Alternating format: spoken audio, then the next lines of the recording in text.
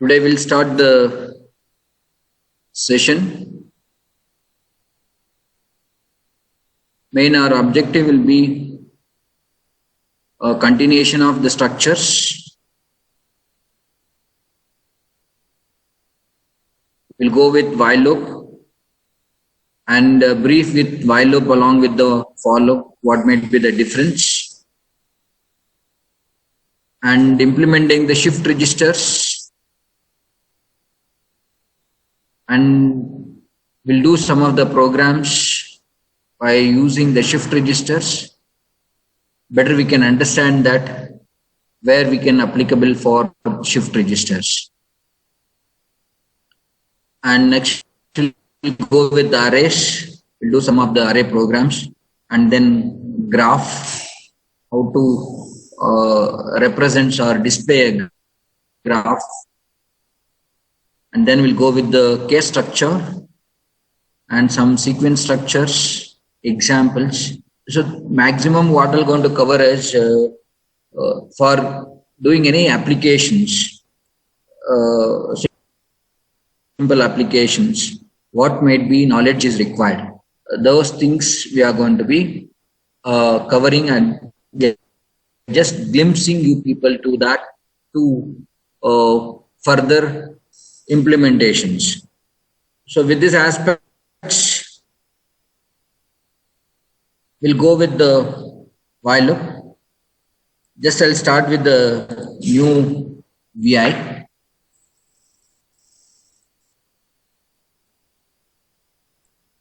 So yesterday we done with the for loop. So I think we done some of the problems or programs in using for loop. Let me see that what is the while loop, where it is be applicable while loop, and all. What is the difference in for and while loop? We'll see that.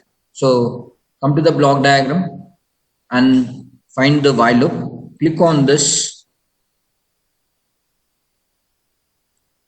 Drag this while loop as same as your for loop.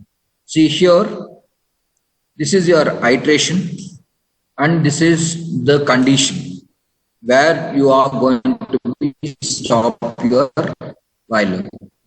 Otherwise, this while loop will continuously run if this condition is not satisfied. Here, so same way, but in the for loop, where there is a condition is n, it will be stop the for loop n minus 1 conditions. But here while loop, the iteration start from the 0 until your condition what you given here. See, this is the Boolean condition. So we can change these conditions. See, there is a two options are there. There is a true. It means once you are given as a true conditions to here, the while loop will stop, or you can give the continue if true or stop if true. The two conditions are given here. Let me see that how it will be works. Okay. So first I'll want to see that iteration. That's what I'm taken as a numerical indicator.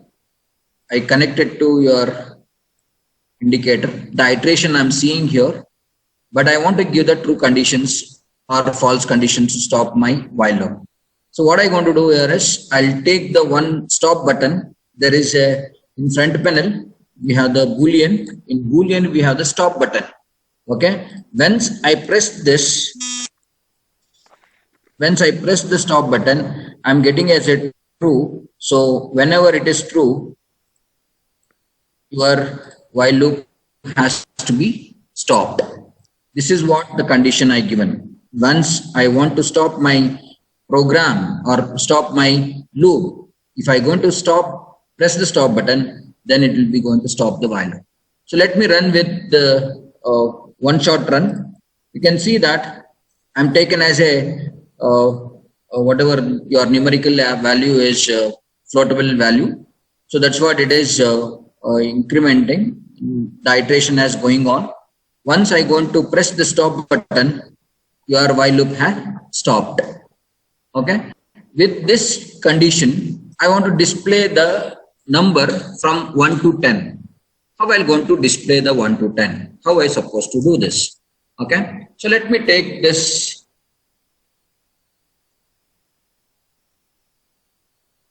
iteration.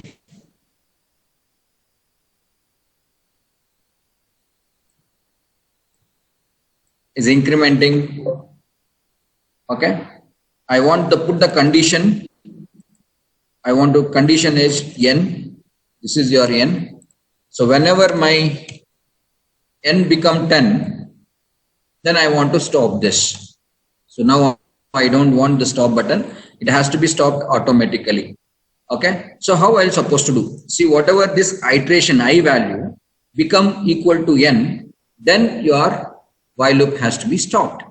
So what I'm going to do is I'll take the comparison statement. I will take the equal when my n variable what I given, okay, it should be equal to your iteration, then I'm getting as a true value. So then true in the sense, then only the while loop has to be stopped. Is it clear? So the condition what I given as n, the while loop has started from 0 to whatever the n. Here it is, there is no n minus 1. It is n. Okay. When I is become equal to n, that is 10, then you're getting as true condition. So that true will be I given to your loop condition. Whenever it is true, it will going to be stop the while loop. So while seeing my number, I'll giving that delay. So in the block diagram, there is a timing delay. Go to the wait for the milliseconds. So I'll giving the constant for it. So I given the constant. Let me run now. So you can see that the number varies from 0 to n, not n minus 1. So whenever n become 10, your loop will be terminated. Clear? So with this, we can came to know that the difference in for loop and the while loop. For loop will terminated with n minus 1 condition. Here the while loop. So you need to give the termination when you're supposed to terminate the program. Okay. So normally in your application, probably by using a LabVIEW, so you don't want to go with the continuous run. Okay. So once you created the build your exe file, you upload into your hardware, then you are not going to run with the continuously. You can run with a single shot run. So when you want to stop this program, that should be terminated by your while loop. That's what all the program should start with the while loop. Yeah. So yesterday we had done some program in for loop. The same program we can do it in the while loop. Then you can understand what made the difference. So same thing like first finding the sum of n number. So here I'm getting as n number. I need to do that sum of that number. Okay. So same way, take that addition. This is what you're getting as I. And display the sum. That is indicator I'm displaying here in the front panel. Sum. I given that output is here. So we know that sum is equal to sum plus I. This is what I fed it back to as input to this. So you can directly fed it back, or you can take the feedback node. So if you are done this, automatically it is taken as a one feedback node here. Okay. This is taken as a feedback node.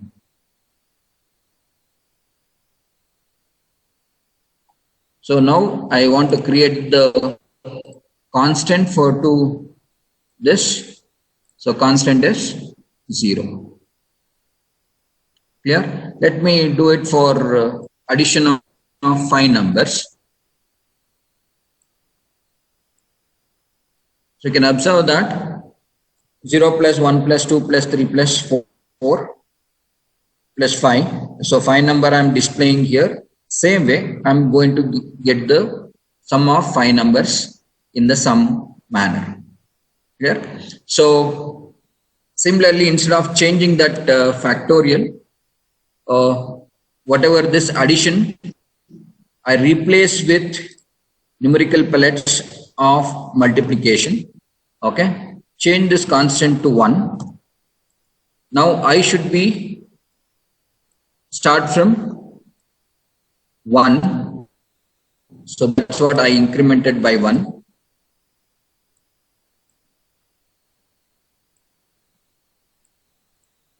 So before I made it a sum of n number, now I need to find the factorial of a number. So same way,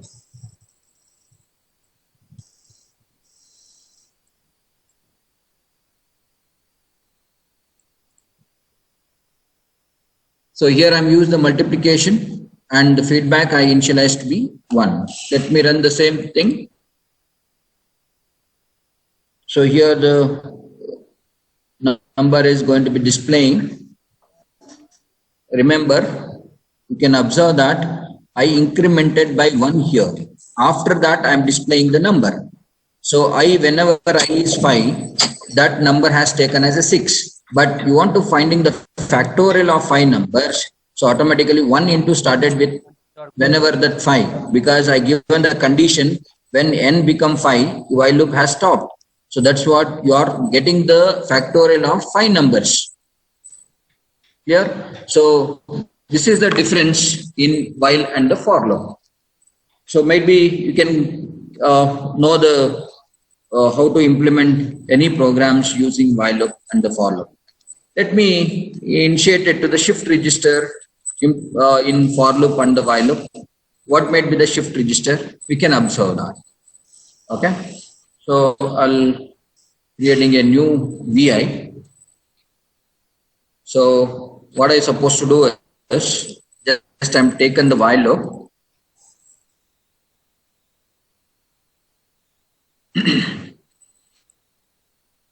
Taken the stop button.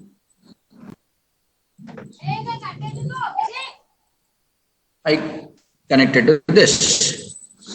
So now I tell you what is the shift register, because in our main applications, any application in W, probably I want the previous element or previous data in our iteration.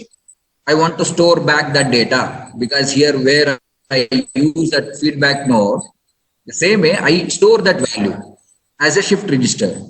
So that what I'm going to do is right click on your while loop, right click, add a shift register.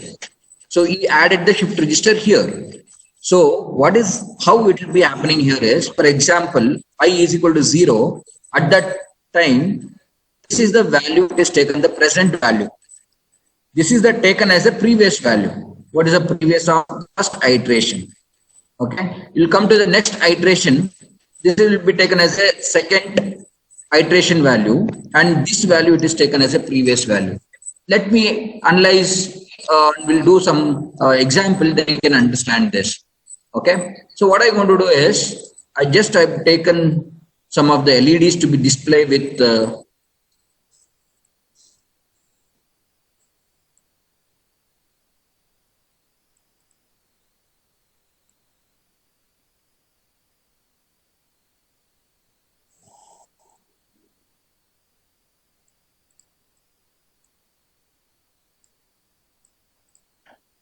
I'm taken some 4 LEDs.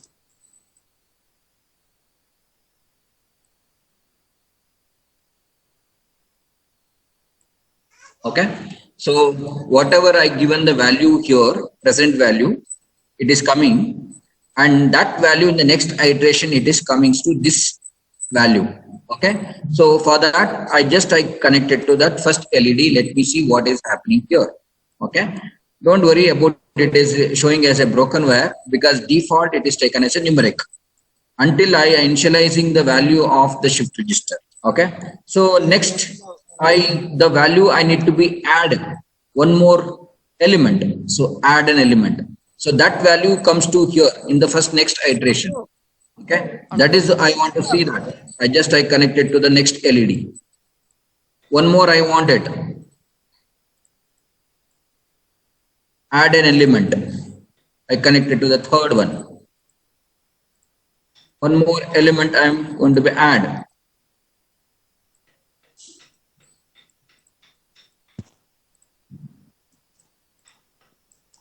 So all 4 LEDs I connected. So we'll just check out that how it will be works. So for controlling this, I'm using one Boolean input. So I given the Boolean input here. Now, once I initialize this value, shift register as a Boolean, automatically all the shift values is taken as a Boolean. Before what I said, or default it is taken as a numeric. So in the numeric, I connected a LED. That's what it shows an error as a broken wire.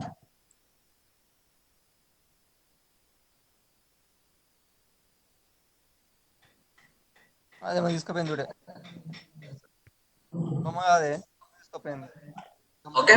Now let me run this program. So initially, I'm not given any value here.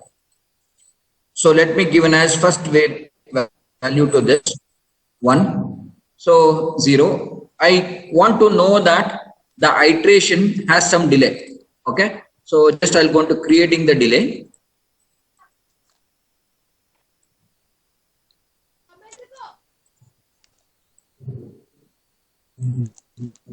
Now we can observe that. So first I given the 1. So 1 is coming here. Next is comes to the next LED. Now I'll given 0. 0 it comes to the first LED. 1 I'll given input here. Next iteration the value it is coming here. So likewise the value I can store back here. So whatever in the first iteration what I given 1 it is stored in the first LED. That data has shifted here. I made it as 0. So likewise you can see that the data I can store back by using the shift register here. You can observe the data flow here, how the data flow it is happening. Okay, first is 0 it is coming. So 0 it is comes to the next iteration. So now I made it as 1. 1 it is comes to the next iteration. See that? You can see that true is coming here. That value it is shifted to the next shift register. Likewise, the data has shifting. Now I made it as 0. 0 it is shifted to the next iteration. So this is your present value and the next iteration it comes to here. And this value it is shifted to the shift registers. So this is how I can use the shift register. Now how I'm going to be implement in other applications. Let me see that. So if any doubt with the shift register, you can text or anything. Any doubts? Sir, can you once again briefly explain everything, sir? Shift registers? Yes, sir. Okay.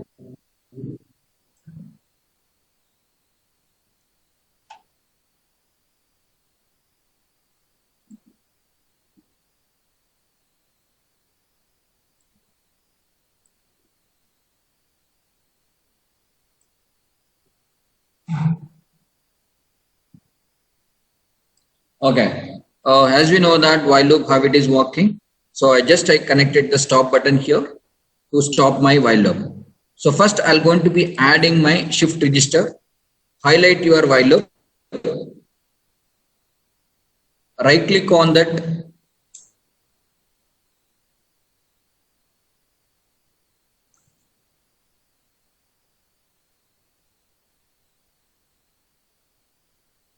Add shift register.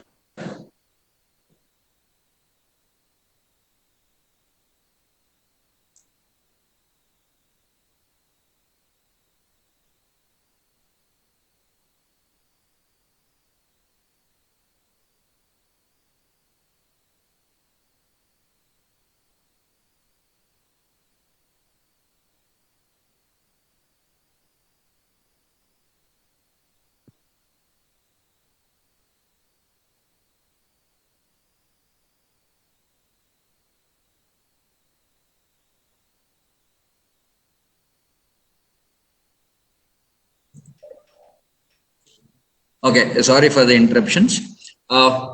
Just highlight your while loop. I'm added the shift register. So now what I'm going to do is, I default it is taken as a numerical whatever the value of the shift register is a numerical. I just connected to the Boolean. Now your shift register as a Boolean. You can see that the color has changed to green. Now I connected to first LED here. Okay. Let me first, I'll run this.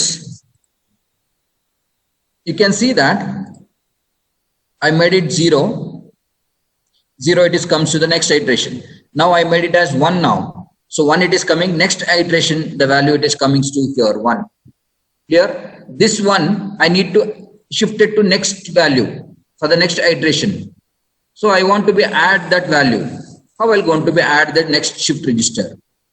So now I just click on your shift register, right click on this, add element. You can add the next element. So I connected to the one of your LED. So first iteration, present value here is present value, and the next iteration, this value it is comes to this shift register, and that value will be shifted for in each iteration. So how many time you want to shift, that many add shift elements. So I'm adding the shift element here.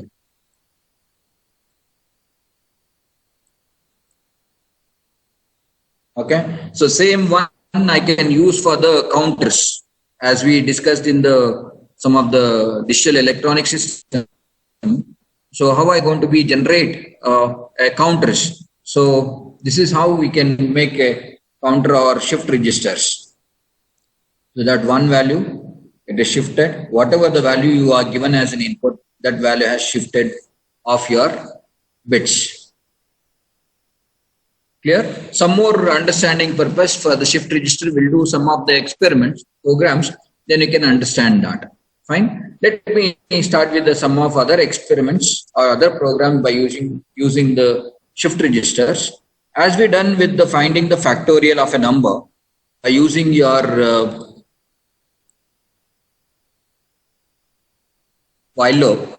So this same finding the factorial, I'm going to implement by using the shift register. Okay. Let me see that. Add the shift register.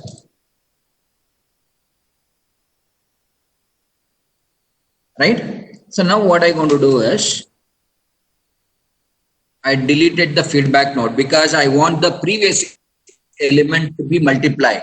So here I use the shift register. Okay. So now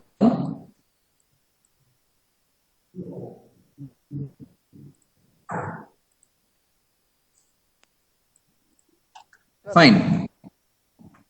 Now that initial value here I created as 1. This is 1 I'm taken. Presently this is the one as sum or factorial. Here I'm done with the factorial. So this is your factorial. I assign to this. Okay. So what is that fact is equal to? Fact is equal to whatever your I in first 1 into 1 and then 2 into previous element likewise. So this is where your previous element that I'm taken as to your multiplication. Clear? So now you can see that. So 1 into 1, 1 into 2, 2 into 3. By using the shift register, I take that previous element for multiplication. Clear? So now the value it is taken as 6 factorial because I'm taken as your 6 iteration here. Clear? So this is how we can use the shift registers for to take back the previous elements. Fine. So now I think you are clear with the shift registers. Same way we can do with finding the sum of n numbers. Replace this to be addition, numeric addition. So here make this to be 0 and I don't want to this one.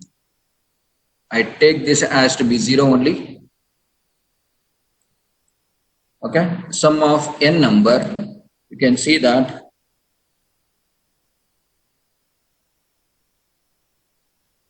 so until your fifth element, it is going to be added of some numbers. So this is how I can use the shift registers. right? The same thing I can use to for loop also. Let me do it in the for loop.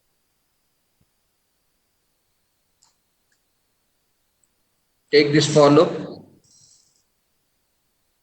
Okay. Take the n here. I connect it to n. So here, highlight your for loop, add the shift register. Fine. Now I want to make the sum of n number. So take that addition.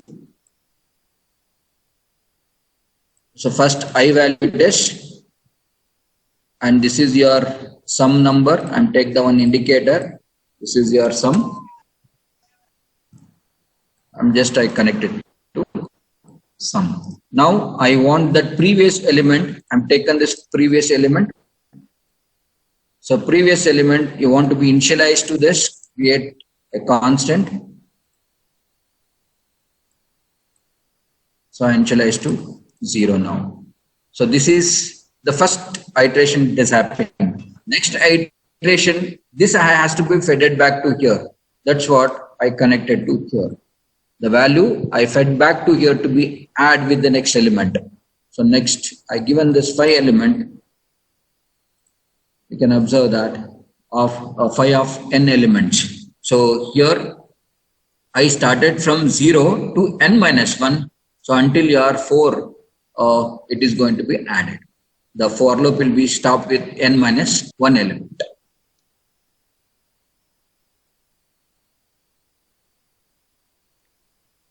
Fine. So this is how we can use to implement your while loop as well as the for loop. Next, very interesting one will go with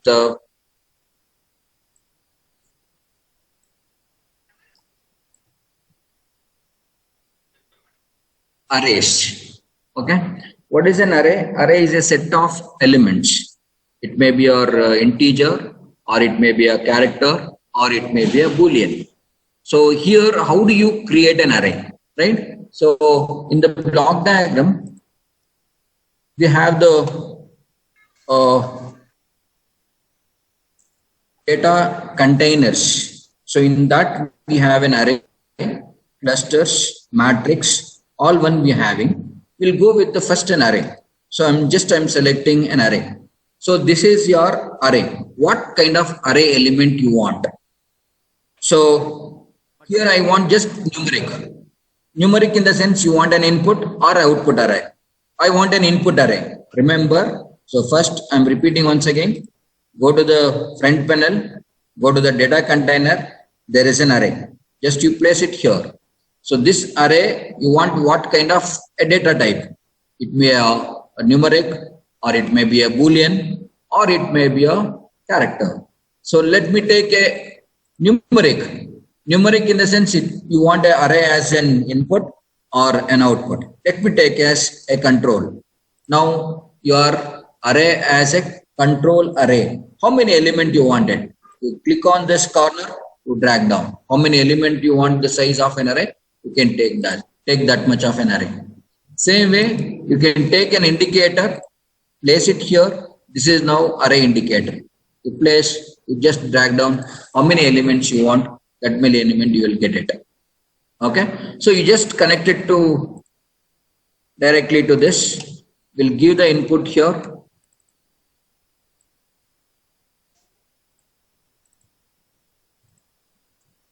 So this is your array inputs. So I am telling that this is a single dimensional array. This is your index. Array of 0, 2, array of 1, 3, array of 4. Like that it will be 0, 1, 2. This is the index. Remember. So this shows your index. You want a 2-dimensional array. So you want to increase that index. So go to here, just drag down. Now this is your 2-dimensional array. You can drag like this. Now it is 2-dimensional array. But you want single dimensional array, you minimize this index, you will get the single dimensional array.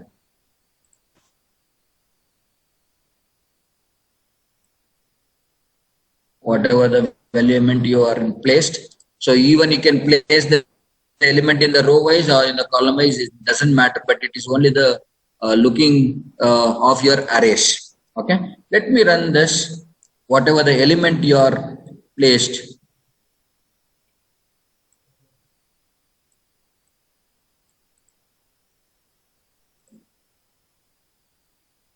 So this is the element you are given the input. So just I connect it to the output. I'm getting the same thing. Now with this, what can I do that? So I know how to take an input. I know how to take a output. Now I want to generate myself. I want to generate some array. How I'll generate? So let me, I know that generating the, using the for loop, I'll take this for loop. Okay. What is the size of an array? Size always n minus 1. Take this control. This is your n. Just I connect it to your for loop. Okay. So what is the element I want to place in an array? Let me take some random number. Okay. So we have the numeric, we have the random numbers. See the random number in the sense, each iteration, the value it is generated from 0 to 9, sorry, 0 to 1. The value it is generated itself, random number it is generated from 0 to 1. Okay. So this is the one, if I connected inside, let me one indicator I going to take this. Just I connected to here. You can observe only until your, let's say the n I'm taken as a 5. 0 to n minus 1, the random numbers are generated inside the loop. Let me run this. You can see that the random numbers are generated. I want it outside the values. Remember, you can see that just I take that indicator outside. Now it is taken as through the tunnel. This is what we called as a tunnel of the for loop. Okay, go to your cursor onto this, right click on the tunnel. So I can change the tunnel mode, right? So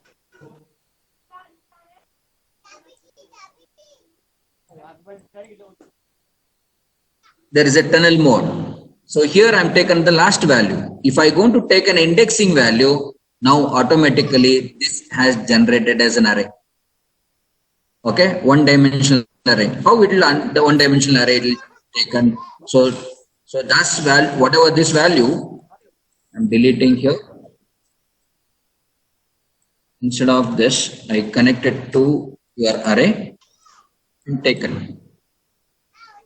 Clear? So random number it is generated until your n minus 1. So that random number I'm going to store each by index into my array 2. How it will be? For example, array of 0, that when I is 0, the value it is storing here. Let me run this. So now you can see that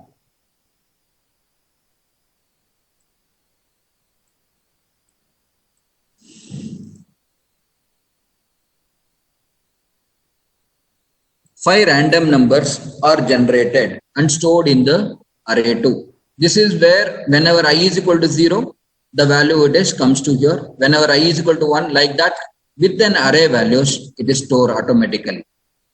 Okay. So I can modify this random number generations. Let me do some of the other array operations. I want to take the element from in an array, any one element in between the array. How I'm going to take that element? Okay. So we have array functions. See this enormous array functions. You can find the size of an array, index of an array. We can find the subset of an array or any element we can insert. See, these things we can do not only a numbers, even in the character also we can do this. Okay. You want to delete any element from an array, or you want to initialize or build an array. You can create a subset of an array, or you can find a minimum number or maximum number of an array. All the functions are available. So let me see that first one is index of an array. I can't complete all the one, which are the important one. I'll going to do this. Okay. Let me first finding an index of an array. So this is an array what I'm getting, array 2. I'm taken this array to here. Which element I want it, that is the index I want to give it here. So let me give it as an index value. This is your index value. Let me give it as third one. Okay. So what is the third element present in your array? That I can see it here. So create one indicator. Let me run this. What is the third element? So you can see that third element 0, 1, 2, 3. Third element is 0.0079, whatever your element.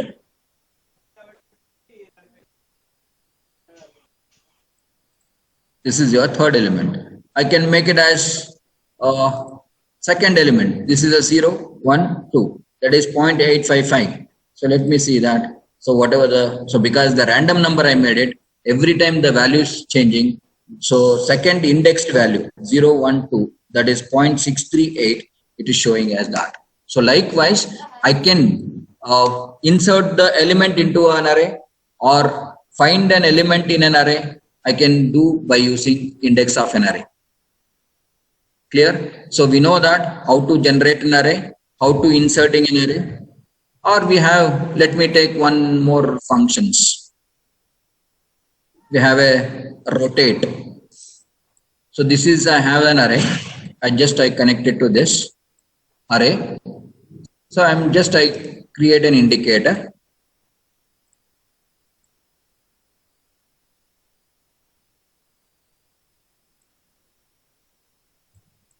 This is array.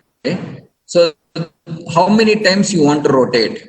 So this is normally it is right rotations. So just creating a constant. So second, only one time I want to rotate. So here what is the input I given? Just rotating only one time.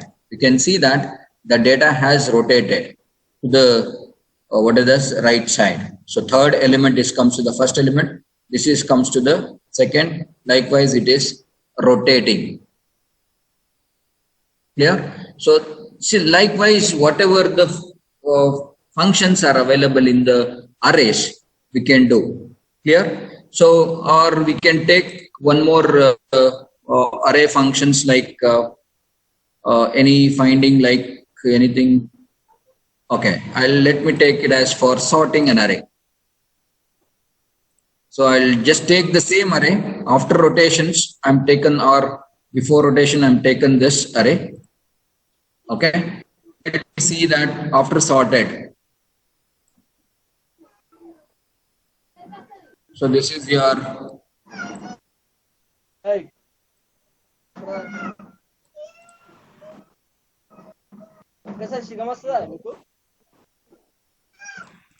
fine. Now let me see that. You can see that this is what the given input array. This is sorted array. It is sorted automatically, right? So likewise, we can use functions of array functions, whichever it is there, we can modify your array element. Okay. So any doubt with respect to array? So using that randomly generator, can we use it for more than 0 or 1, sir? Like from 1 or something? Yes. Okay. I'll do another way is instead of random number. Okay. I just connected to index only. I connected. Okay. So how it will be? I start from 0 to n minus 1. That whatever the value I directly stored into my array. Clear? So let me see that.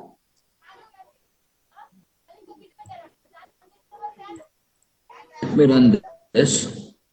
So now you can see that the whatever this array start from 0, 1, 2, 4 until 4 element. So let me give it as 10 element. The array element you are getting as 0 to 9. So you can get the array element from 0 to 9. Okay. Now you want to be modify this. what you going to modify?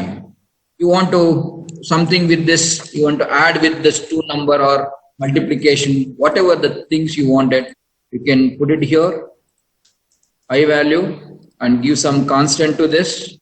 Let me 2, I give it to here. So whatever I value, it is added by 2. Okay, and stored in your array element. So likewise, it is stored in the array element. Or instead of this, you take the random number, connect it to this, that will be added by I, that will be stored in here. It is a random number along with I. So likewise, I can generate any numbers in an array element, or you can give the whatever the array element directly manually. I can give the array elements. Okay. Only thing is the tunnel mode. See the tunnel mode, we need to understand that. So it should be a last value in the sense it after the for loop ending, what is the last element? That element is stored into your or display into that. Or you want index value, then it take the with iteration values. What you passed out of the loop, that will be stored in an array. Any doubts with an arrays?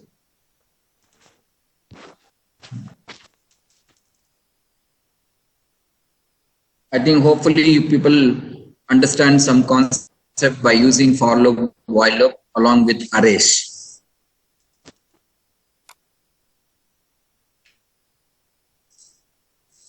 Yes, sir. Right. Next, we'll go with some of graphs. Okay, it is main important one because I want to display some values onto the graph. How I want to display, right? Let me see that. This is very important. They are very interesting one also. See in the front panel, we have the graph. So these many things we can plot. Fine. So I just giving some of the graphs here. I have the chart, I have the waveform, and also I have the XY graph. So I tell you what is the difference between these three and how do you utilize this chart and graph. Let me see that. Okay. Just I'll take the waveform chart. So chart, it takes the only single values.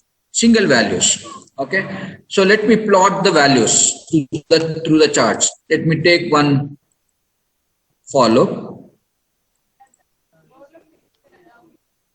I've taken the size of this follow.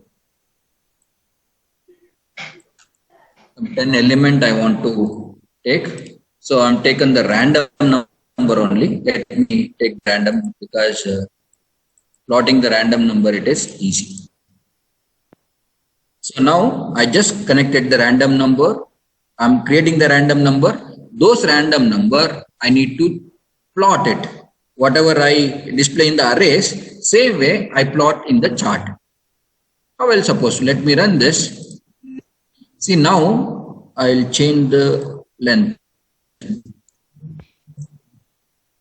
Okay, now you can see that the random values through the chart, it will be displaying with respect to time. Time, it shows your iteration time. For whenever I is 0, what is the value? I is 1, what is the value?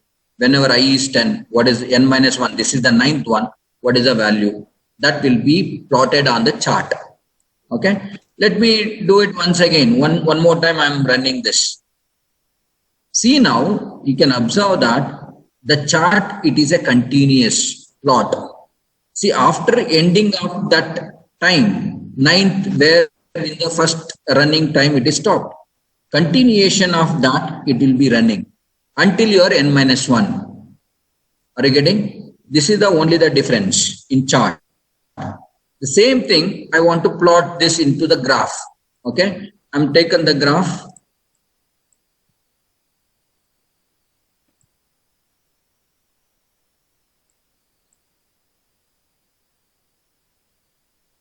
Yeah, in bubble sort is very simple. That is what I showed in the sorting array. that is the one technique they are implemented. Okay. So normally sorting, we can go for, we have the data set. The data set I want to sort.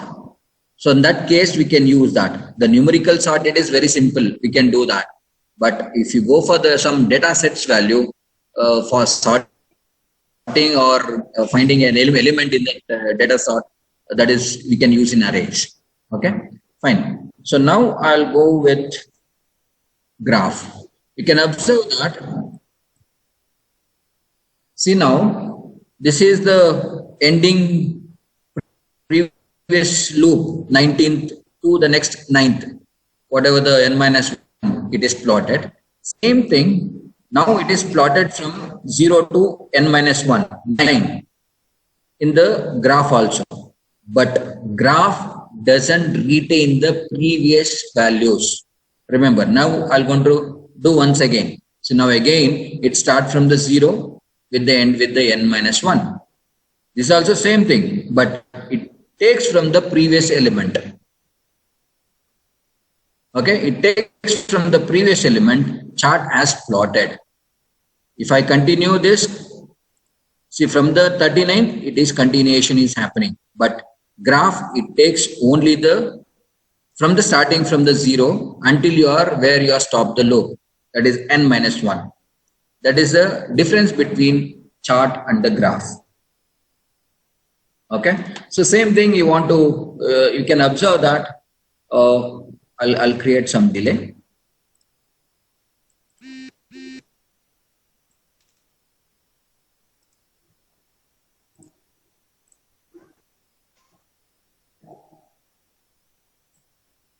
Now I'll, because one shot run.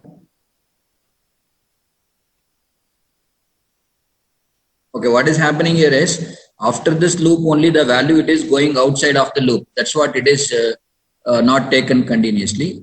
I'll go and run with I should suppose to use the looping, not possible. Because inside the for loop, if I given the loop, it will be wait until the loop iteration. Whenever the n minus 1 has satisfied, then it is terminated your loop, and then the value is going to be plotted on the chart, because I taken the chart outside the loop.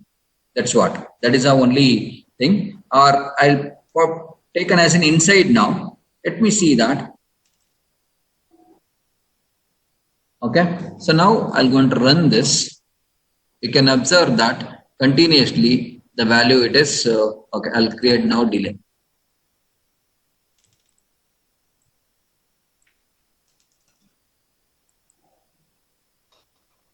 Sir, Yes. why only 10 data points are being displayed in waveform chart? It should be cumulative, right? Because I given the numerical size is 10 only. Okay. For loop is ended All the with data points? 5. Pardon? If you want to see all the data points, See, all the data points in the sense from the chart or the graph? from the chart. From the chart you need to take, you can start from the, you can change the size. Okay.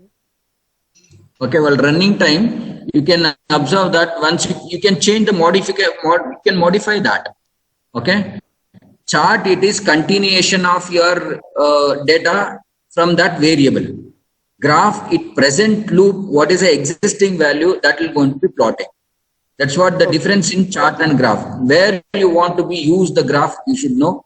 Where you want to use the chart, you can know that. Okay, sir. Okay. Thank you, sir. Thank you. Right. Now we can see that with the delay of n minus 1, the data value it is moving by each iteration by iteration. Clear? Fine. So with this, I'll go with one more way of plotting this.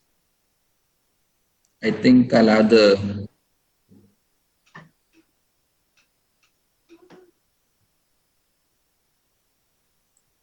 no. Now I want to plot with XY graph.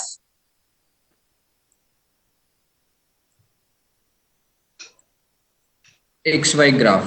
Here, remember, this has the two variables. One is X, another one is Y. These two variables want to be plot, it should be merged. Two data signal has to be merged and given to your XY graph. Okay. How am I supposed to do that? Let me take one follow. Same way taken as one numerical n. I given here. Let me take it as 10. Okay. I'm taken the sine and cos waveform to be plot. Sine waveform I'm taken as in x and y I is supposed to taken as a cos. Okay. Let me find out that. Go with the mathematics. We have an elementary, exponential or trigonometric functions. Yeah. In trigonometric functions, we have both sine and cos functions. I'm repeating. Right click, go to mathematics. We have an elementary. We have some trigonometric functions. Okay. Let me take the sine and cos function. Right. So just I given the I value here because this is works as sine of x. So x it should be a radians, but I given a numerical only. Let me see that how it will be getting the values of sine wave. This is the sine wave and this is your cos of x. X I given as I only. Okay. Now these two signal I should merge to given to here. Okay. We have the merging signal in the cluster. In the cluster, we have the bundling the signals or unbundling the signals. Okay. So let me use this bundle the signals. So just connected to this, it means that two signal connected to each other, bundle each other. Okay. And give it to your XY graph. Clear? So sine of x, cos of x, where your I should be 0 to n minus 1. It is going to be taken. It is plotting. Okay. Let me run this. Okay. You can see that the values of sine into cos, merging that value, it will be something, the plot in the xy with respect to xy. Okay. So you can observe that in control system. Normally, you can generate what is that circle or pyramid or something like that by using this sine and the cos waveform. So you can use this XY graph to plot, right? So let me connect it to this one to radians. Okay, the difference between bundle and bundle. See, normally I'll come to the cluster, then you can understand that. Cluster in the sense it is a collection of variables. So we have the different variables. I want to unbundle. It means that the variable I segregated out of that group. See, I have a structure. In the structure, I have the integer, float, and the character. Three variable I defined as a structure name. So I want to take the one variable outside of the structure to modify that. How am I going to take that? We know that dot operator, I take the value, I modified and again I put it back to the structure in RC programming. Here, I want to take the variable from the structure or the cluster. We going to be used this bundle or unbundle. Okay. This is by name. This is not the name. Clear? We'll come to the cluster. Then you can understand here. We'll come to the cluster later for this after completion of this. So then you can understand the concept of bundle and unbundle, where we're supposed to use this. Okay. Fine. Still any doubt with this? So now whatever that I variable, I converted to radians. Okay. So because the value of sin x and cos x always it should be taken as x should be a radians. Fine. Let me take the, thank you, numerical. So math function. In math function, we have the pi, 2 pi, pi by 2, 1 by pi. We have that. Okay. Let me take to conversion. It should be a 2 pi of this your I variable. So I variable, I should take the fraction of that element. So I am taken the fraction number to display.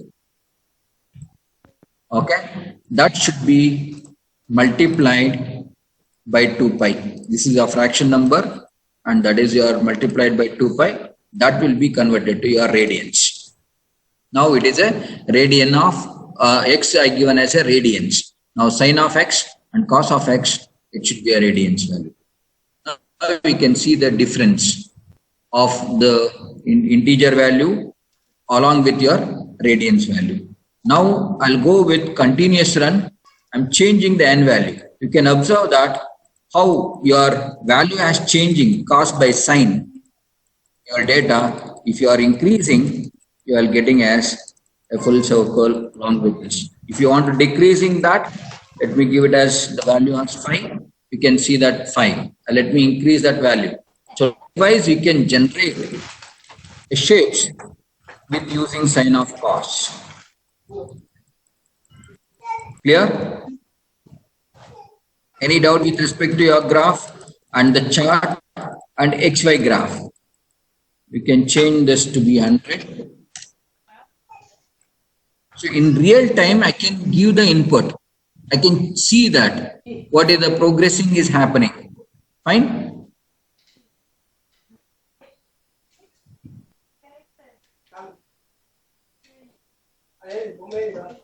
Okay. With XY graph is any doubts? Shri Harshini is any doubts?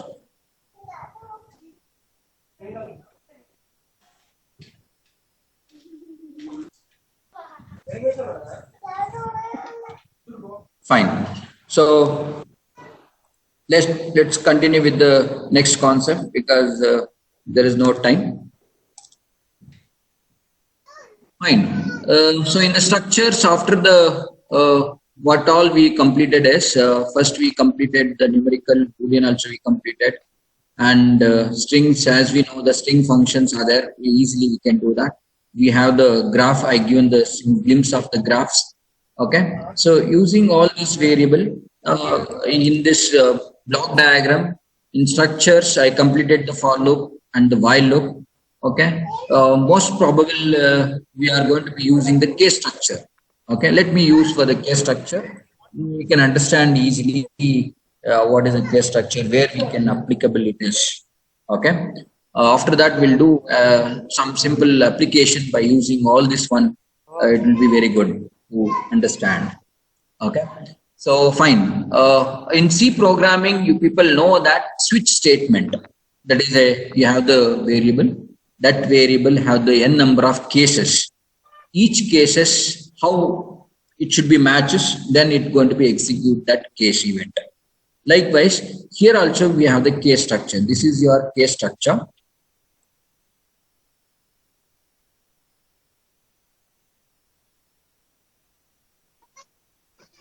Okay, which one you're not clear? You said Shri Ashini, it is not clear.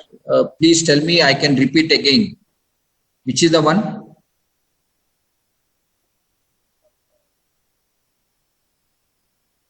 You want to repeat? Which is the one? Which concept you want to repeat?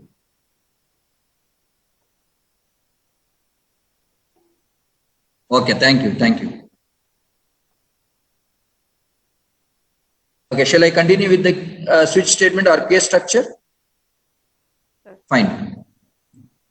So, as usual, I'm repeating once again. Go to the structure. We have the case structure. Just drag down. See here, this is the condition or case, the value, whatever you want to select. And here we are getting the particular values. Okay. So first we'll do that, finding the number is positive or negative. We are using that or even or odd. We can do that. It is simple. Okay. So how we supposed to do that? So take this number. I've taken the number.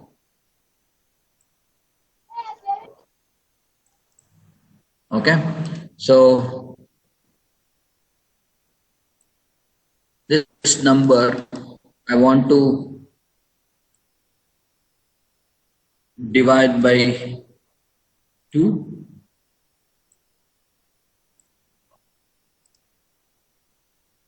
Create a constant. I'm checking that remainder is equal to 0.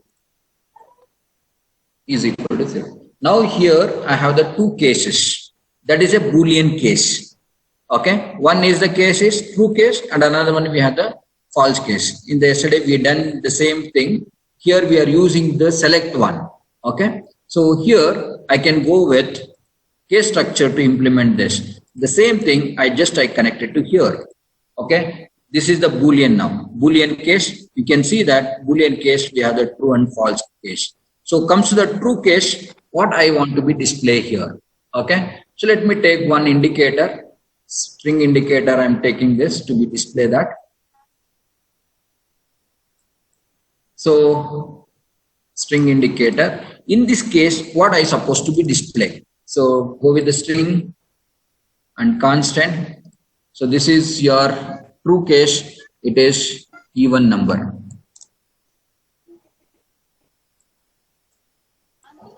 So it is even number.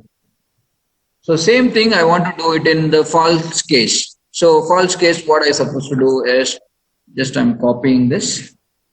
Go to false case. Here odd number. Just connect it to this. This is a simple one. See now what is the case here? I'm checking the number with divide by 2 and comparing is equal to 0 the remainder. If it is remainder is 0, then it is a true case. I am printing that even number. If it is false, I am printing is odd number. Let me run this. Okay. Let me run this. You can see that whatever the number you can give it here, according to that, it is going to be displaying. So if it is 46, even number, any number you can give it here for it will be displaying here. Okay. So likewise in Boolean case we can use the case structure. Okay. We'll go with some other cases, numerical case.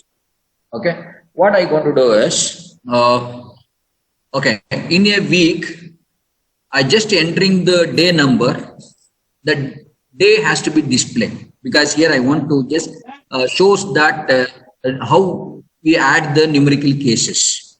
Okay. So let me, instead of this, I'm deleting here, Control B. Just I connected to the numerical here. Okay. So once you connected the numerical, the case automatically started with 0 as taken as a default case. In all the switch statement, all the cases at the end, if it is not matched with any case, it comes to the default case. Okay. So that is your default case and this is your 1. First, your numerical is 1. What you supposed to do this? Okay. Let me do it for, this is your Sunday. I want to display as a Sunday. Okay. Same way. Next, remember, see this. After this, I need to be add the second number. How am I going to do this? Click on this, add case after. So now automatically second case will come. So add it to here, whatever your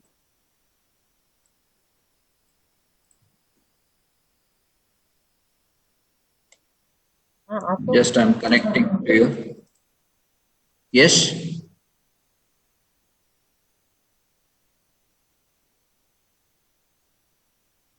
what is the use of string using number?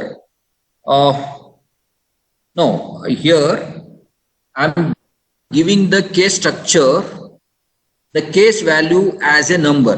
So just I'm showing the string as one program, like in a week, I want to know the day number. For example, Sunday is the first day, Monday is second day. So here I given the input is 1 and 2, like this I given. So if I given as a fourth, what is the fourth day I want to display? This is what I am going to write the program. Here what I want to be explaining the concept is, in the case structure, true or false is the default case. That is, there is no default will come. True or false only getting in the Boolean. But if you are taken as a switch, as a numerical switch, so you have a n number of cases. Okay, how do you add the n numbers and how do you modify that case structure with the number? Clear? That is what I want to say this. So once you directly connected your numerical to your case, then automatically your case is taken as a 0 as a default, then 1 it automatically has taken. So I made it as first day as Sunday, and second day I want to be made it as Monday. Okay, so default, I'm just mentioning this invalid day or something like that. So I just, for showing an example, I'm taken only the 3 cases. So when your number is matched with 1, it's going to be displaying Sunday. When your number is matched with 2, it's going to be displaying Monday. If rather than 1 and 2, it takes as a default case as invalid day. Okay. So likewise you can do, or you want to add one more case, right click on this, add with your cases, after or before, how you want to make it as, you can add. Or you want to create a default case, again, you want to create a default case, you can make a default case or duplicate case. Or you want to delete that case, you go with the delete case. Okay, let me run this program, then you can see that. Okay. See now, whatever the given as a 42, it shows as invalid day. Let me given as 1, it shows as a Sunday. If you given as a, I want to second day, which is the second day, I can show the Monday. Whatever it is, if I, rather than that 1 and 2, whatever the number you can type it, it shows as invalid day. So this is how your case structure is working. Is it clear, Mr. Chandra? Yes, sir. Is it clear? Okay. So anything you can do by using the case structure, right? So let me take one example to implement here. Okay. So what I want to do is, I want to generate a function generator. Function generator. I want to generate sine wave or square wave or triangular wave. How I going to do this? Right. Let me implement this.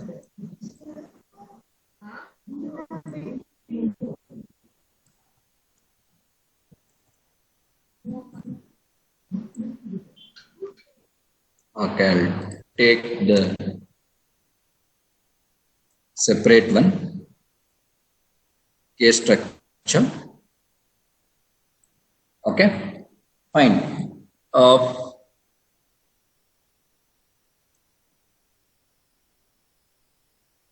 In control, we have the enum, enumerization. Are you heard about that? Enumerization. Whatever your text has converted to number. Okay. Or you want a text string or menu ring, anything you can go use on this. Okay. See, because here why I'm going to be using this, I given the options to the user to choose your wave, sine wave or square wave or triangular wave, any wave you want to choose. First click on this, and then automatically I want to display the whatever the sine wave or square wave. This is what I want to do this. Okay. So let me use the enumerization, enum. Okay. So double click on this.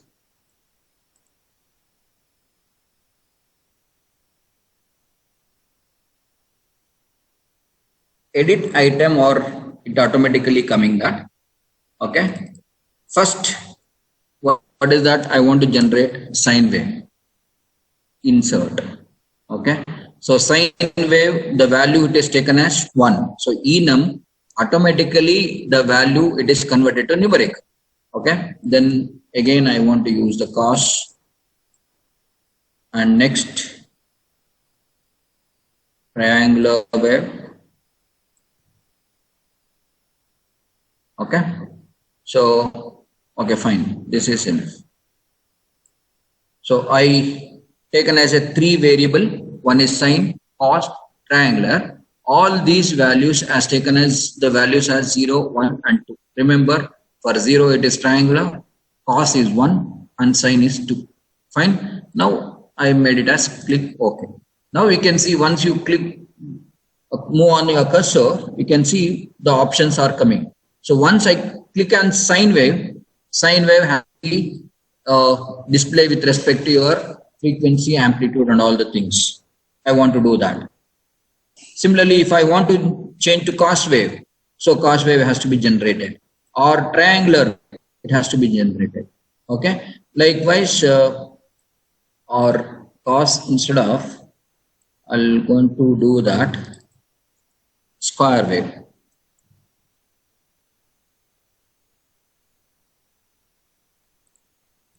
Okay.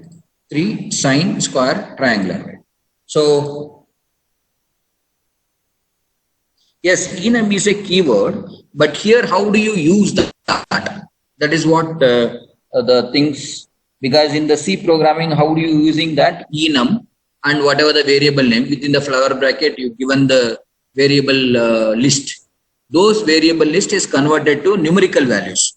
The same way, here I want to create it as a enum variables or 3 variables, triangular, square wave, sine wave. I know that the triangular, the value it is converted to 0, square wave is 1, sine wave is 2. Like the variable has a unical in numbers, it's converted to numbers. That is what we know that enum. Okay. These are the cases I am generated. I connected to here. Now we can see that triangular, square wave, and then add case after sine wave. See, all the wave I'm getting, default it is taken as a triangular wave, square wave, sine wave. So now in this I want to display the waveform. So let me see that in LabVIEW signal express. You come to the higher semester, maybe you can come to know that TWT, signal modulation, whatever AM signal, all one we can do easily here. ASK, FSK, okay, frequency modulation, amplitude modulation, all one we can do that. Simple we can do that. So I'll show you how we're supposed to do in this. So there is an express. Okay, I'll show you once again. Right click on the block diagram. There is an express. Okay, again go with the input. So in input, sorry, we have the signal express.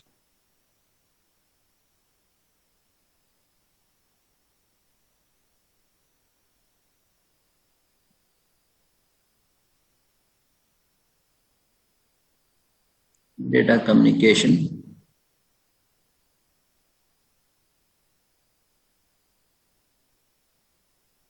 Outputs. Signal analysis.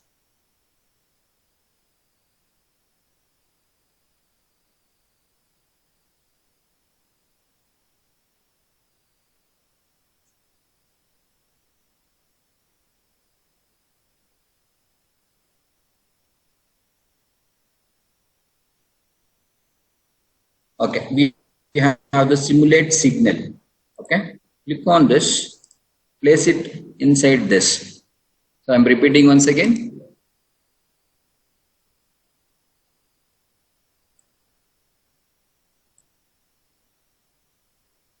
Right click on this, go to the express. We want an input here.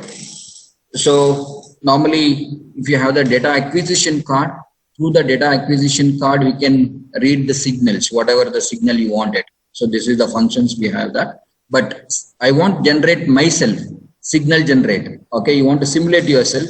You have the simulate signal. Click on this, place it here. It automatically, we have the sine wave, or see, these are the waves I can generate: sine, square, triangular, sawtooth, or DC, anyone. Let me make it as for sine wave. Okay, so default it is 10.1 hertz of frequency, phase shift, offset, or the amplitude one. So if it is, you want to add noise, anything, you can make it of this. So now here I'm generating the sine wave. Okay, so here I'm going to plot the chart because I want to continuation the value. So here, what are the input I want to take? Okay, I want to take the frequency, amplitude, and offset. On this, if you given as default, what I given the default signal will come, or you want to modify the input, drag down. Okay, you are getting as amplitude, frequency, and offset. So I want to change those values. Okay, for this, I'm going to use the norm. This is your frequency.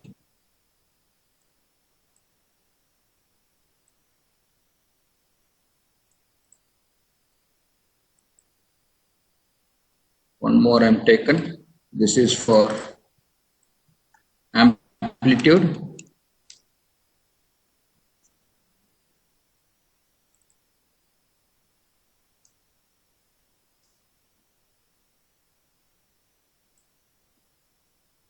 One more I'm taken for, see, these are all the inputs I'm taken. This is I'm taken as offset.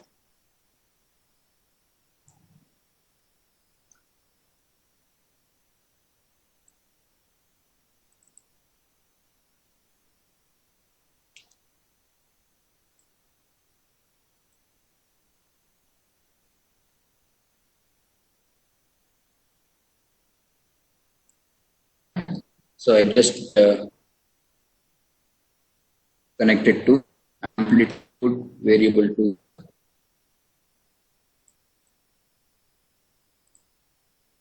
frequency.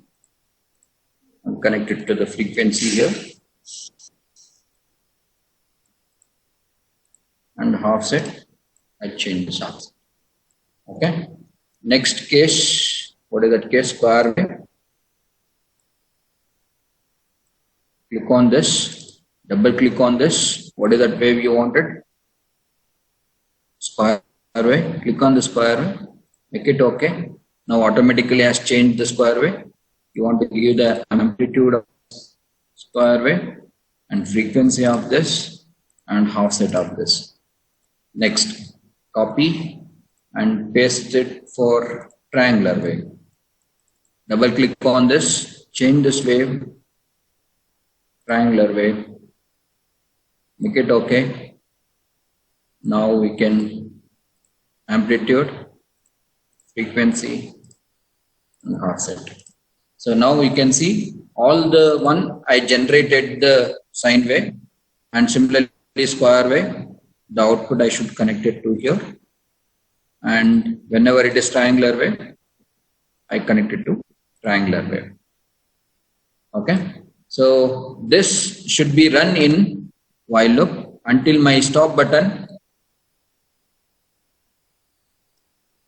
until my stop. This has to be run continuously. This is one simple application.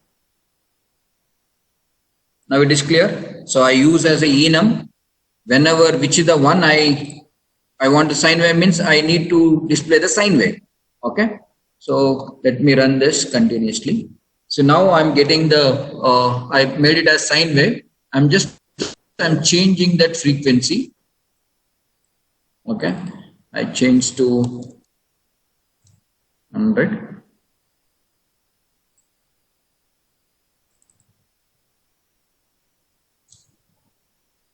changing this amplitude.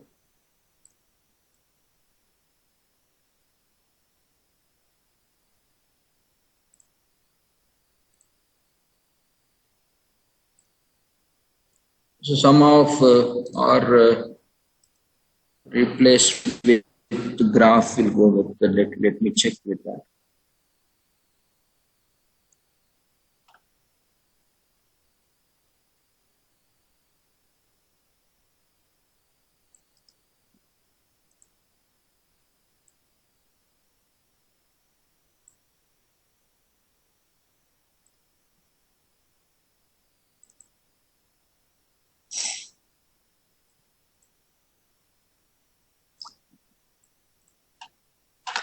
What is the difference? We'll see that.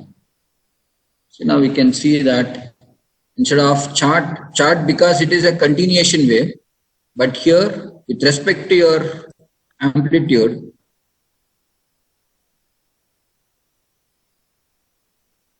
now we can see that amplitude, where is the amplitude? Now I'm getting as a sine wave. Okay. So now I change to the triangular wave. So triangular wave it is changing. So whatever the way we wanted, square wave, we can change the square wave.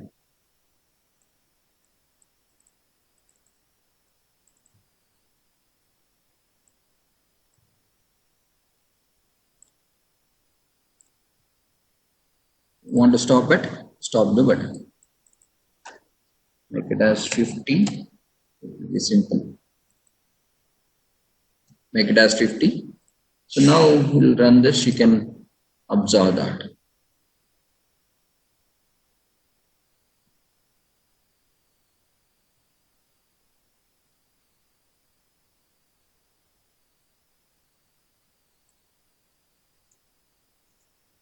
Okay.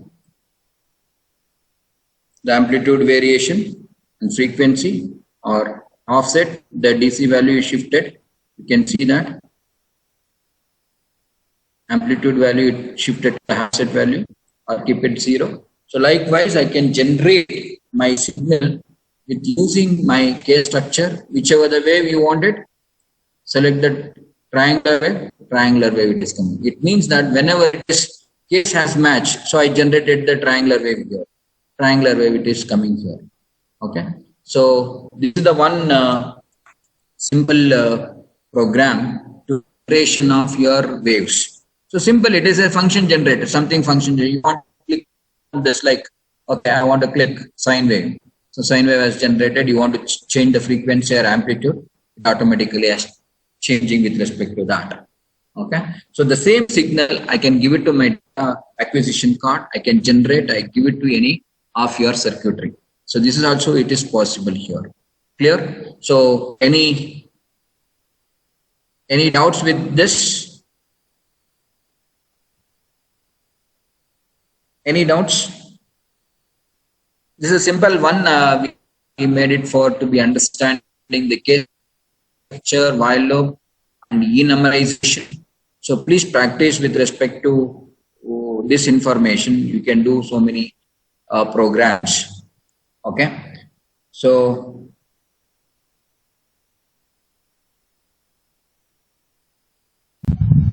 Sir, can you tell me how to link real-time hardware to, like, for example, what's the data on the graph, sir? Like, for example, we are using a thermostat to measure the temperature in a room, and we are yes. recording the data. We are recording graph. So, how to link that real-time data to lab, sir? Right.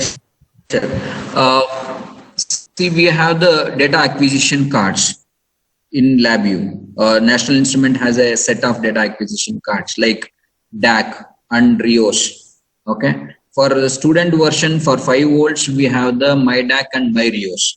It's all works with the 5 volts. It has an analog channel as well as the digital channels. So those channel we can directly program through our LabVIEW. We can access, like you people are working on Arduino boards. So even Arduino boards also we can work with the LabVIEW. That's also that platform it is supported. So you are connecting your thermistor to your one of your unlocked channel, those channel I can read the data with respect to time. So those data I can put it onto the graph directly. This is how we can do. So we have, I think I'll show you that. I think maybe is installed. I don't know.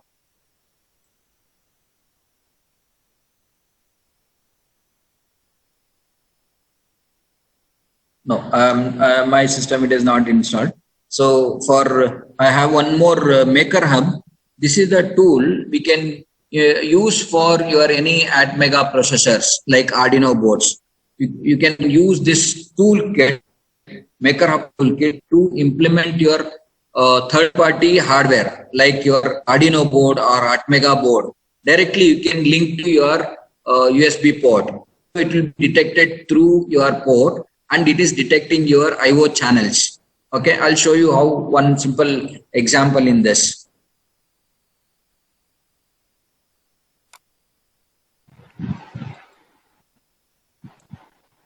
Sir, can you please extend this discussion, if at all it is possible, to interface for Raspberry Pi and BeagleBoard Black also? That is possible, sir, but that video is not possible to do that. If you want, I can make out one. I have the one video to you. I can share you that how to interface the Arduino or Raspberry Pi to a system, and through LabVIEW how to program with that. I can show you that. Okay. So please, sir. Please even in the Maker Hub, I can clearly explain, because it takes a lot of time. Each individual peripheral. See, for example, so many peripherals are there.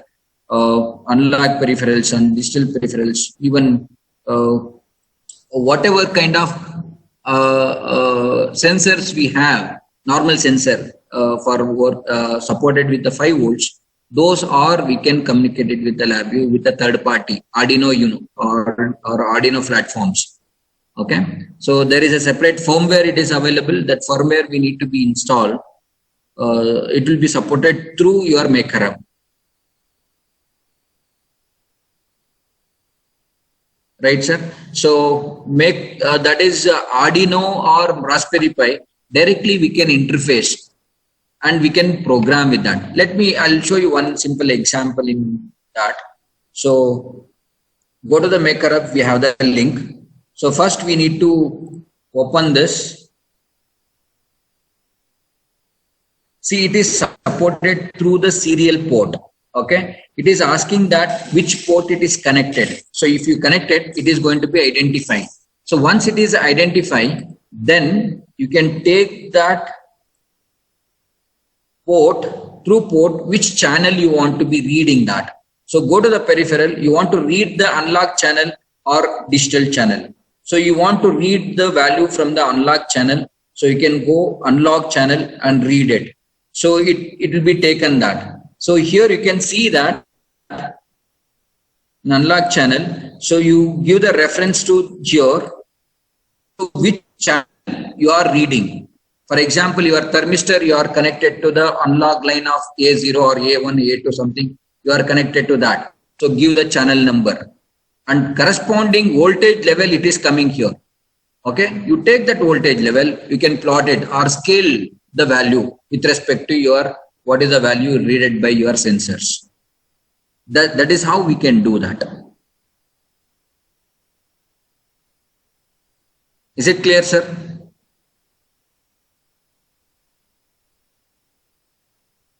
Yes, sir. Please share the video related to that also, sir. Link for that. Definitely, sir. Definitely. Thank you. Okay, sir. One more thing I want to discuss, because as per some of the participant as requesting that they want the multi-simulator. So that's what I made a hurry to be complete. Even so many things are there. It's not possible to complete the 5 days with 1.5 hours. So this is only the glimpse we are given to you people to understand the LabVIEW. Then onwards you can continue your work. Also, we want to give you, tomorrow we give you the multi-simulation. So for example, in multi-simulator, how to simulate your electronic circuits or any mechanical circuits. We are just giving some of the applications in multi-simulation. Better you can understand how to program in multi-simulator, NI multi-simulator, with your electronic circuits. Have the electronic circuits you can rig up and you can communicate your signal through your multi-simulation, or you can modify or process anything you can do with your processor.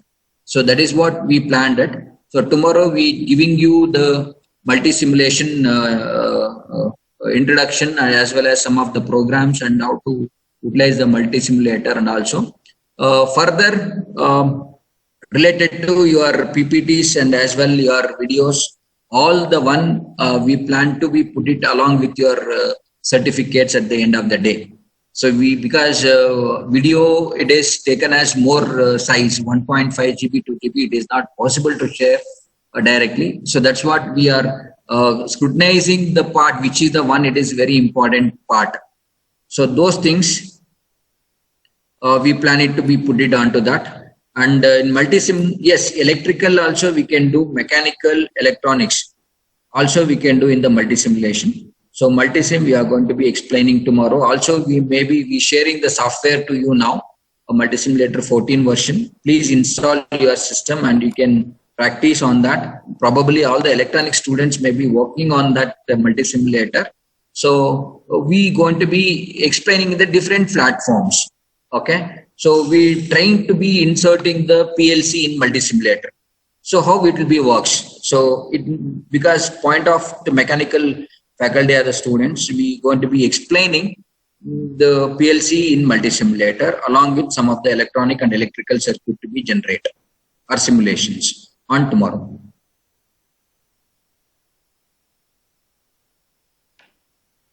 I have one.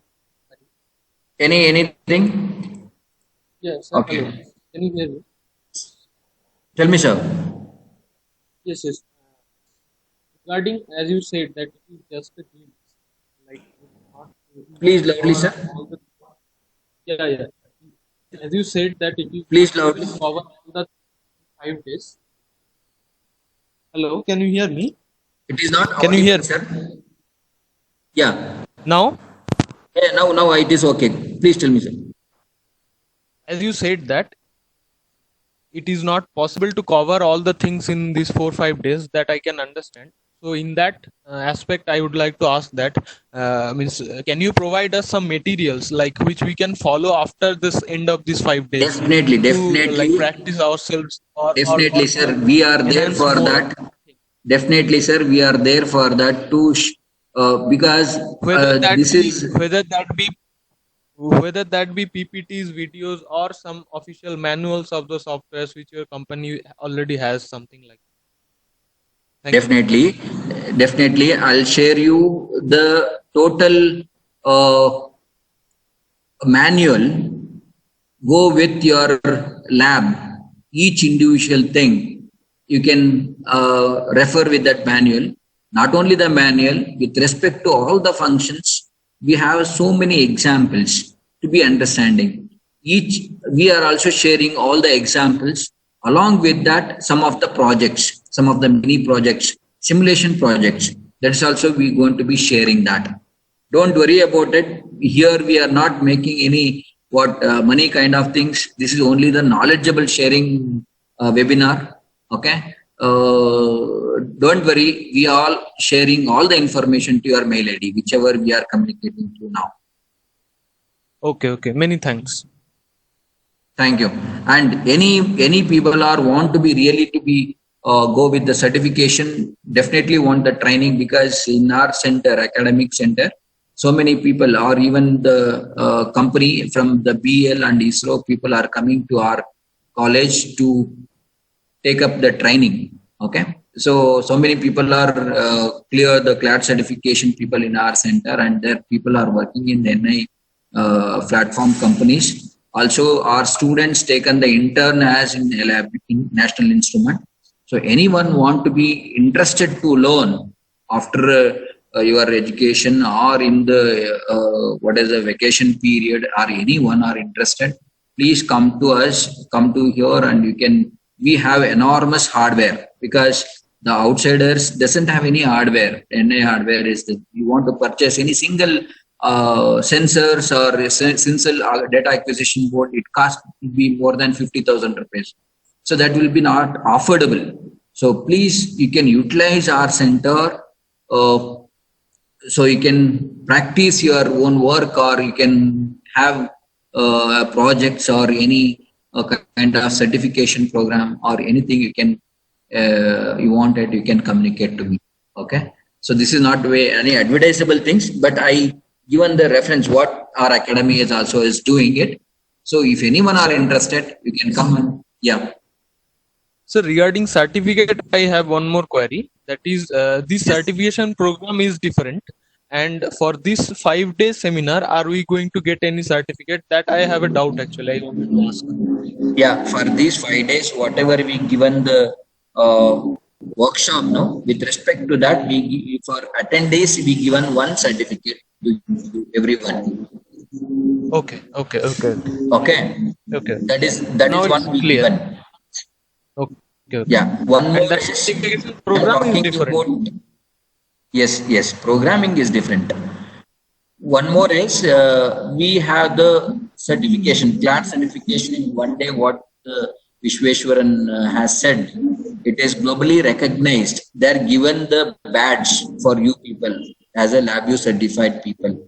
So that how it will be helpful to you people, because if you went to any interviews, you show your badge number, then no need of asking their relevant questions on LabVIEW. Directly they're asking application side, how you are interested. Okay, this is one benefit, and it is recognized all over the world. Any company from the world, you can ask to, you can show your badge number, that is your class certified number. Okay, that will be very much essential and very useful to people. And not only that, if anyone want to go with MS, higher studies, so this is also considered. If you have the certified person, definitely you can go with the good universities with relevant field, especially on electronics field I'm talking about. Okay, so better who are the people are working on LabVIEW or interested to work on LabVIEW, please complete the certification course. Then only it will be recognized. See, you know the LabVIEW, you know it, you take the exam. Okay, you clear it up. Then you get the certificate. Then it will be recognized. Until unless, definitely, simply you have a knowledge, it is keeping it you only. But it has to be explored with certification. That How much time will take, sir, for the certification course? Certification course, how much you are intelligent to grasp all the concepts. That is the main thing. See, for 5 days, I given the glimpse of the LabVIEW. With this, how you cope up to understand. You are ready to do some of the simple programs. You understand some of the functions. So then only you can go with the examination. In our center, probably the people are take up or 1 week, 2 weeks. Some people are coming with 1 month. Some people are taken 2 months to take up the examination. That's how they're depend upon their knowledgeability. After training, we have exams for this certification course. Yes. See, there is a process is there. See, after training, we should supposed to refer your name, all the details to the National Instrument. After that, the people from the National Instrument, they're given you the slot to you when you're supposed to take up the examination. This is online examination. So then you're supposed to go to company only, or if you have the more number, then only we can continue exam in our center only. If the more numbers are there, we can take up the exam in our center only, or the 1 or 2 members, then you people has to go to National Instrument company. Then this should be an online examination. Okay, normally it is 100. It is all multiple choice questions. So it is all what something functions they are given. What maybe after execution this function gives. This kind of questions. They all are look simple. You can Google it. You can come to know that CLAT certification. What may be the CLAT questions? How the questions will coming. Okay, so you can come to know that. Yes, sir. So what are the topics we'll explain Better tomorrow, sir? you take up the certification. Pardon, sir? What are the topics explained tomorrow, sir? Tomorrow's Tomorrow, topic, yeah. I think. Tomorrow, we are going to be explaining about multi-simulation, introductions, and multi-simulation, what kind of circuit, how you are going to analyze or simulate the circuits, how we can do that. Okay. After that, we can go with the PLC programming, especially for controlling the machines or controlling any devices. You heard about the PLC, no? So in that, how do you program in multi-simulator? Because all we know that simple circuit designing and implementing in multi-sim, it's very simple, but we are take up into a different mode of in PLC. You can understand how it will be very easy. Okay, automation is in PLC multi-simulation. That is a one mode we need to be introduced. Can we Yes. sir, can we have any material which is used for the connecting lab due to the Definitely, we sharing you all the material. Even we are sharing the CLAT certification material also. Okay, need not to worry. Thank you, sir. Thank you very much. Hello, sir. Sir, Yes. in the tomorrow's class, can you explain how to take the signals from any of the sensors and how to visualize the pre-processing is done in the lab, you're right, sir? So Yes. that could you explain for us. Either you can take the example of ECG or some other pulse or whatever it is, kind of so that it will be useful to us. Your voice is not that much of audible, ma. You do one thing, take my number, you please ring me, and what you want, you can ask me, then I can explain you that. Okay? Okay, sir. Right?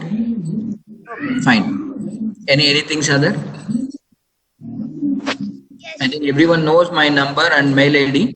Please communicate through me that. Okay? Anything you want, I definitely will help you. Yeah, sure. Thank you very much. Thank you, Lars.